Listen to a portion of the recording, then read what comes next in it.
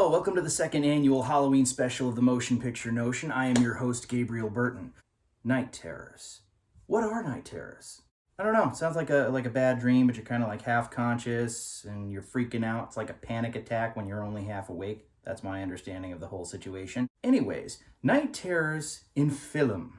This past decade, to me, seems to be a resurgence of the night terror. You know, you had a franchise that is Insidious, and you had the universe, really, that is The Conjuring. And it is still ongoing, but it's sort of entered that realm of schlock, sort of milking it in a fun way, but they're milking it. So I kind of feel like that might sort of die off soon-ish, as well as the night terrors. But they'll be back. And how do I know this? Let me take you back to the late 90s.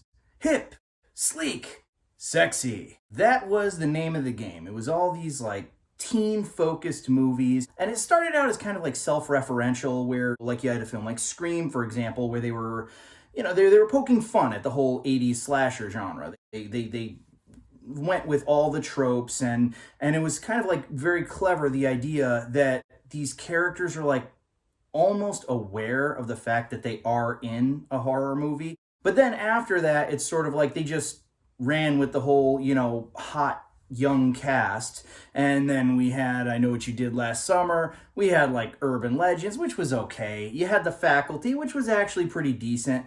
But it was like after a certain point, and going into the early 2000s, it lost everything that made it what it was. It sort of started to become exactly what it was poking fun at. So it was time for something new. Now, the 2000s, there was a barrage of different genres. You had your Japanese horror remakes, some of which were good, some of which were absolute garbage. You had your torture porn. Again, that's something that, probably something for a later video. But there is something much forgotten, I feel, by most people. And it occurred mostly in the early 2000s. I would say that it kind of sort of came to an end in 2005 with Boogeyman, but that is the night terrors. Rewind a little bit.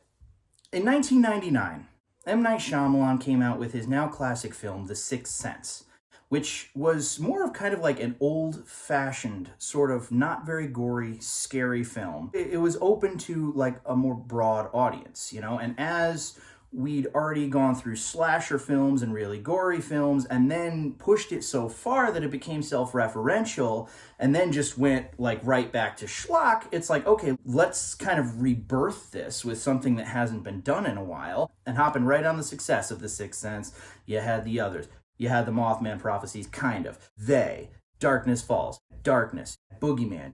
And that in and of itself represents a subgenre that I think is oftentimes overlooked. I'm not going to go through all those films, and I'm sure the hell not going to focus solely on night terrors, but I thought that it might be cool for nostalgia's sake to throw a couple of them in there.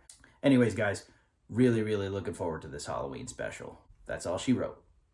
Or is it?